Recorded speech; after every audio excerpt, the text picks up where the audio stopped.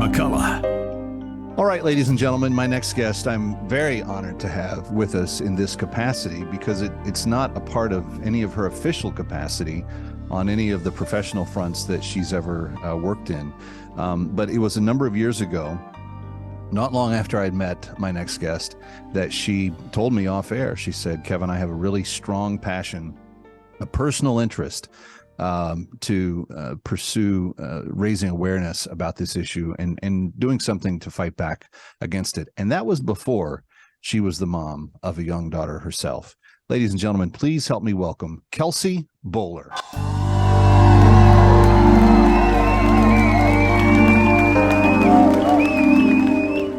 Hey, Kelsey, it's good to have you. Normally, we're talking to you in your capacity as a spokesperson for the Independent Women's Forum.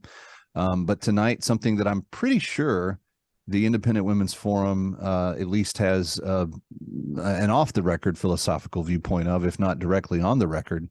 To what degree is slavery and human trafficking even on the radar screen of major organizations like IWF? You know, you hear this whole victimhood narrative in the United States regarding all the many reasons why women are oppressed, and then you learn what's happening on the international stage in these countries where slavery still actually exists and brutal forms of human rights abuses. It really opens your eyes, and we need to respond in two ways. One, combating the narrative that women here in the United States are oppressive victims. And that's certainly something that we are working every day to do at Independent Women's Forum, to do the exact opposite, to show the ways that women are empowered and the policies that can make us even more empowered to pursue whatever fulfills us both professionally and personally.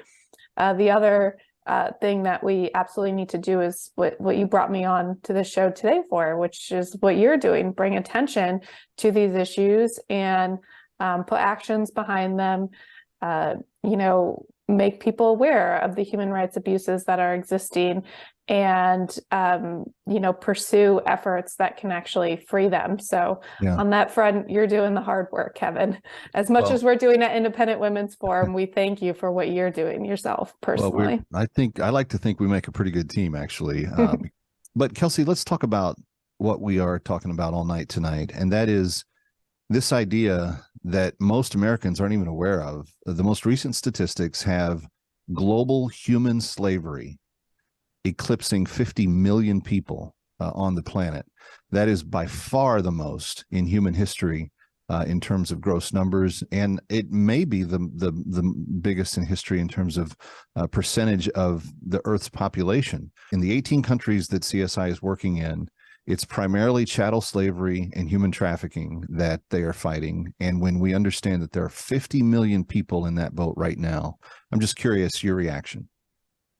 Yeah, well, at my role at IWF, I try to personalize policy issues because I believe it's, these statistics are hard to comprehend and digest. What you just said, it's like, how is that even possible? What does that mean? And it's really the personal story, is one person's story that can really help audiences understand the extent to which slavery still does exist. And amongst the many forms of slavery, one that especially targets women is sex slavery. And that's especially traumatic to think about. We're both parents of young daughters. Mm-hmm. And, in that regard, it's just, to a certain extent, it's pure luck that they were born into safe households where that is almost unthinkable. Unfortunately, we do have sex trafficking here in the United States, so almost unthinkable, but certainly on the levels to which it's happening in, the countries internationally that we're talking about today, it is unthinkable that in the year 2023, these types of slavery and sex slavery exist. And when sex slavery does exist, sadly, many times it involves young girls under the age of 18. It is so horrifying to think about. It's easier to just tell yourself it doesn't happen. but it does. And that's why we're here today, to talk about it, to have these hard conversations. It seems to me that there's kind of an unwillingness by elected leaders, officials, to address this. And while some does take place in the United States, in fact, I read a statistic not long ago that something like 70% of the pornography made in the West, be it Europe and the United States, about 70% of that is produced out of sex trafficking, that the girls that are in there have on some level been victims of, or currently still victims to, sex trafficking. But I also find that globally speaking, the sex slavery part of it is woven into almost every type of slavery that's out there. And where we're working in Sudan, friends, those of you watching and listening tonight, specifically, these young girls were taken as spoils of war. They were taken north by the Arabs. They were distributed to slave masters throughout the north. And when the global communities came in and divvied up the countries and said the Christians can go south and the Arabs stay up north, they didn't free the slaves. And so some girls in these circumstances have been raped repeatedly for 15 to 20 years. They've been abused in ways that we can't even fathom, verbally, physically. They've been starved, they've been beaten, and the rest. And for us to tonight say to one of the 192 that are on the list of names that we will go free this year, either in the spring liberation effort or in the fall, but we will get all 192 out.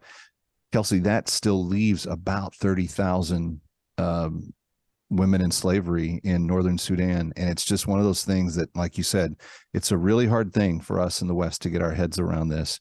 But here's the phone number, friend, if you want to do something about it. It's 888-342-1010, 888-342-1010, $250 tonight. Gives that slavery, when we liberate them, it gives them everything they need to start their life over again. And I'm asking you to help us with supplying those, what are called bags of hope, for all 192 women. 888-342-1010, 888-342-1010, or go online to bringherhome.org. Stick around for more of That Kevin. Next, That Kevin Show with Kevin McCullough.